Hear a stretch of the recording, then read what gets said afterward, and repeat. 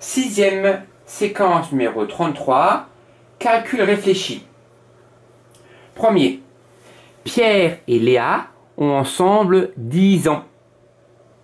Dans 5 ans, quel sera le total de leurs âges?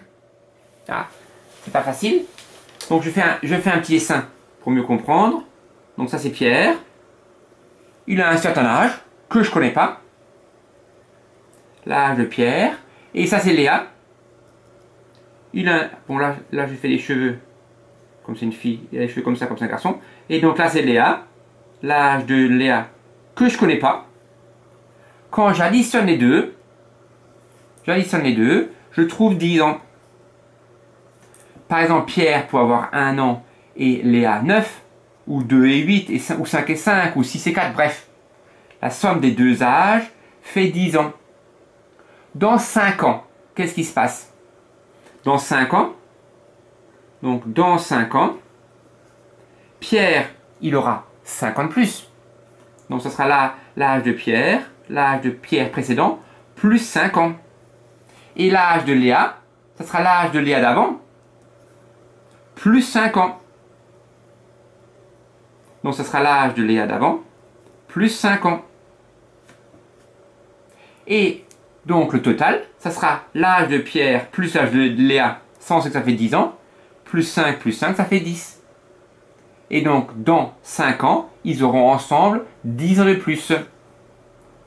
Donc dans 5 ans, virgule, le total de leurs âges, aura augmenté de 10. Et donc, comme ici, ensemble, il y avait 10, ils auront 20 ans. Le total de leur âge sera de 20 ans. Je sais pas si c'est clair, ça. Donc, je redis. L'âge de Pierre, on ne sait pas. L'âge de Léa, on ne sait pas. Mais on sait qu'ensemble, ils ont 10 ans.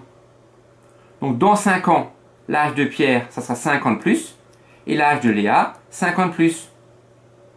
Et donc, dans 5 ans, ils auront les 10 ans d'avant, plus les 10 ans, 5 plus 5. On peut faire un exemple avec des chiffres, mais c'est pas très clair et c'est pas très juste, parce qu'on ne sait pas l'âge de Pierre ni l'âge de Léa. Mais je fais un exemple pour ceux qui n'ont pas compris.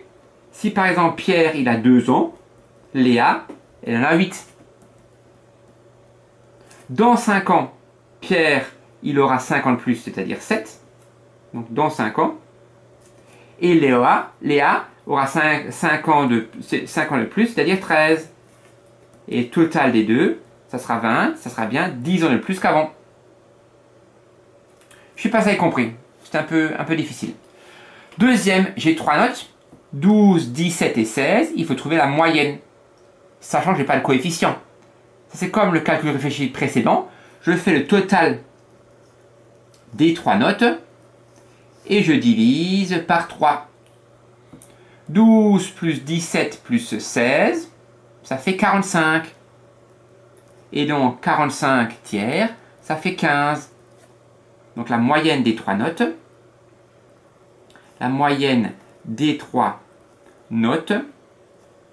est de 15 sur 20. La moyenne des 3 notes est de 15 sur 20. Troisième, il faut calculer 0,18 divisé par 0,9. Ça c'est comme d'habitude. Ici, j'ai une virgule ici. Je veux m'en débarrasser. Donc pour ce faire, je peux multiplier les deux par 10. Donc ça a le même résultat que 1,8 divisé par 9. Ça, je sais poser. Mais ceux que ça embête encore, je peux encore multiplier par 10 et poser 18 divisé par 90. Et donc, je pose 18 divisé par 90. En 18, combien fois 90? Il y va 0 fois. 0 fois 90, 0. Et donc, il reste 18. J'abaisse un 0 et je mets une virgule. En 180, combien de fois 90? Il y va 2 fois. 2 fois 90, ça fait 180. Et j'ai fini. Et donc, réponse, 0,18 divisé par 0,9. C'est le même résultat que 18 divisé par 90, c'est-à-dire 0,2. Et dernier, une conversion.